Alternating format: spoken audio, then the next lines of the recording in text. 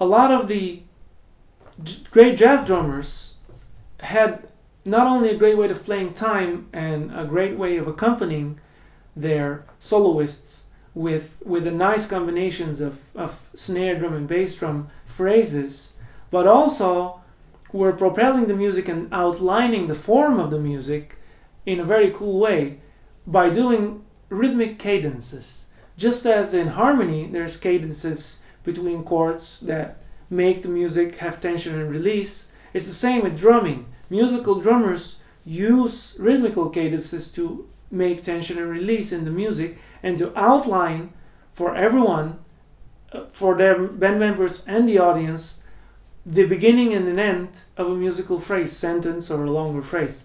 The rhythmic cadences in jazz are more specific because while in pop or rock music, usually the rhythmic cadence is a certain type of a drum fill on the snare, on the tom-toms, whatnot, landing on the one of after 4 bars or 8 bars or whatever. In jazz music, there's a lot more possibilities for cadencing in the different places of the bar and in cool ways, which can still outline the music, but as well as that, create a very nice tension in the music and lead the soloists or the other accompanying instruments to different areas in the bar or in the form of a tune where they can all create that kind of tension and release together.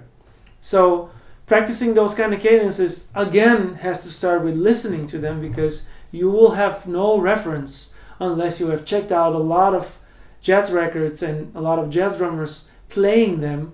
But after you've done some good listening, sit in your drum set and try to practice and come up with some rhythmic cadences. Copy cadences from other drummers and then come up with variation of your own. So there's a couple of places you can land on. Traditionally, coming from ragtime music and swing music, a lot of the cadencing, the rhythmic cadencing, was done on the 4, not on the 1, because the drums had to get out of the way of the arrangement and the acoustic instruments not to overpower them. So there was a necessity to quickly get out of the cadence point and the accent and let the rhythm continue. So the very loud big drum fill with a very big crash on the 1, which you hear in pop and rock music, was not really done back then. This is one more reason why you have to check out your drum history to know these things and to know why these things happen. So a much more gentle and elegant way to cadence in jazz is to actually play things towards the 4, or the 4 and, or the 3 and, or even the 2, just around that big 1, which will kind of make everything be sort of heavy. Or like my teacher Ralph Peterson used to say, cadencing on the 1 with a very big crash, and unless you have a very good musical reason for it, sounds like you're really going with that elephant in a glass store and you're kind of breaking everything. You have to find much more elegant ways to do that. And if you check out the great jazz drummers, they all had their own, of course, unique ways to cadence and to play little things that outlined the different parts of the bar.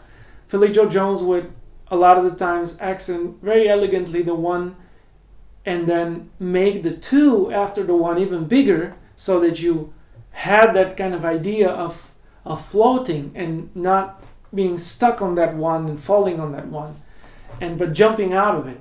Or Jimmy Cobb would accent the 4 in a very nice way. He would play something like a big roll and he would really hit that 4. Art Blakey used to play 1 with a very big drum fill, like a buzz roll.